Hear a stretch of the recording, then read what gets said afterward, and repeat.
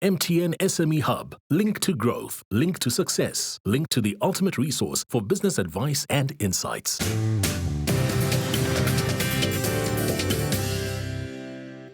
Welcome back to the Big Small Business Show. In studio with us, we've got Caroline Wyly. She's CEO of Twine Connect, and they get mid-sized businesses meetings with big corporate CEOs, as long as they can show that they can provide value. Okay, so I'm going to start off with, the question was around annuity, okay, around the bigger the whale clients, and also allocating your time, that you spend more time building, as when I asked you right at the beginning, what is a strategic project for you? And I was very happy with the answer, and that was indeed strategic. The basis of anything strategic is that you're building something new that is replicable, a process asset or an asset of sorts that you can reuse. But I'm going to come back to the interview. I listened to words, I listened to how you respond and what words you use to respond. If you watch this interview again, if I didn't know a bit more about the business, I would assume it was just Caroline in the business, because you say, I get to the bottom of this. I solve. And that probably came from when it was I. But it goes to the mindset of there's probably a control, a need for control. Totally. Okay, you're not unique, so that if you want to do something properly, do it yourself. Yeah.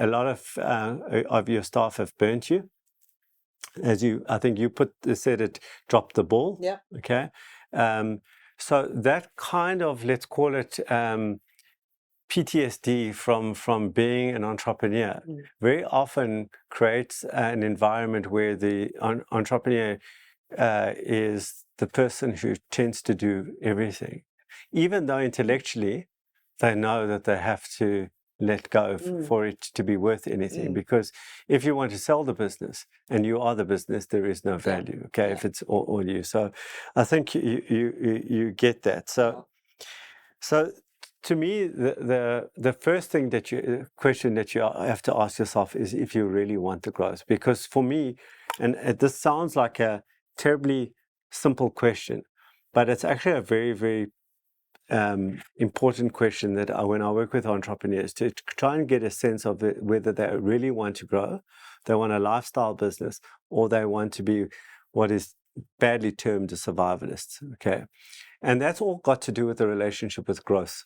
Those three have got to. A survivalist has got no relationship with growth. A lifestylist says, I want to get it to a certain point and I'm happy there. And a growth entrepreneur wants to grow it until, let's see how big this thing gets before I die. That's sort of the psychology is growth, and it's in some instances at all costs, including health and family and all those kinds of things. So there's no one is not better than the other. They're just different. So for me, the first thing that I would say for you to, honestly, you don't have to answer the question here, but if you're going to have any kind of success in building something valuable, you've got to answer that question in a very honest way. If you're a lifestyle business, then the answer is very different to if you're a growth business. A lifestyle business is very much around specialization, and it's very much around the premium and charging premium. The more specialized you get, so in your industry, if it was, we focus on in this specific industry with this specific value chain, you can charge anything compared to the market if you get the success. And that means all your processes, your systems, your IP, everything will be focused on that speciality. So if it's the medical industry, you know everything included in your sales. You understand the legal framework, like what you can and can't say, everything, which is very different to selling bubblegum, right? Like, so that's what I'm talking about, specialization. So to me, that is a lifestyle solution, and you can make lots and lots of money in that.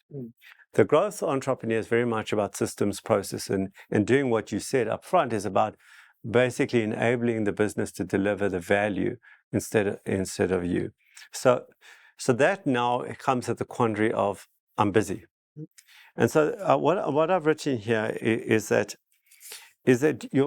you've got to block out. If you look, when I work with entrepreneurs who say, I'm a growth entrepreneur and I want to grow the business, sincerely, I am a growth entrepreneur.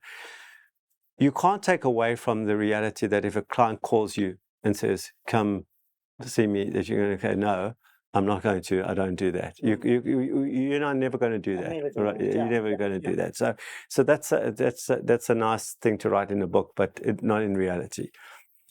So for me, it's about blocks of your time. So you've got to literally wear the hat. I'm now in growth mode. I'm growth entrepreneur. I'm just working on Mondays. I'm working on systems and process. And for the rest of the week, I'm doing the other stuff. Then that's on Mondays and part of Tuesday. Whatever the case may be, how you break it up, I'm just being hypothetical. But you've got to move in blocks to move in and out of that time. If you don't move in blocks and you don't actually prioritize being the growth entrepreneur, you don't become the growth entrepreneur. The second thing there is to catch yourself. Always that the word me and I, when you hear yourself saying that, you've got to say, okay, that's where I have to. If I say I, okay, then there's a problem there. If you say me, there's a problem. How do I not say that? Not from an egotistical point of view. It's more about a process perspective. Yes. So what I did in my journey here is I would take a week extra in January to come back to work. Then I would see what broke without me. Like, where was I needed? And then the first thing I did when I came back into the year was fix those pieces. Then the following year, it took 2 weeks more. And I'm working this was way before COVID.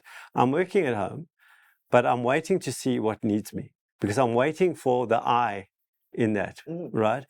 So when, I need this. Well, why can't you do it? Because why? Okay, let me fix that. And so then it went to 3 weeks. Eventually, I used to have a very long holiday, and then I couldn't handle it anymore, and then brought it back. But I had fixed so many things that weren't visible to me, because when I'm there, I'm unconscious about this. Oh, just sign here. Okay, sign. What's this about? Sign here. What do you need? All that kind of thing. You become unconscious in you as the center of the universe in that place. So you take yourself out of the universe, see what breaks without you, and start to fix those things. That is, and then create the block time for that to fix that. In terms of the bigger whales, etc., to me, the only thing that I would say there is that it's all got to do with you defining the value proposition outside of you, okay? That it can't be you again. It's what is that value proposition to them in the most, like at the highest possible level, whether it's trust, whether it's speed, whether it's whatever that word is, that is what you have to remove from you, because you imbue something, experience, professionalism, trust, all those things need to be removed from you into the business. And then, so it's all about getting you into the business. That's really the bottom line of what I'm saying. That replication. Yeah, you have to remove you from the business. And that really is it, Caroline. Thank you. That's amazing. Yeah, very, very spot on and well needed. So thanks a lot. And I hope that was good for you too. And do remember, if you think it, write it down and make it a reality.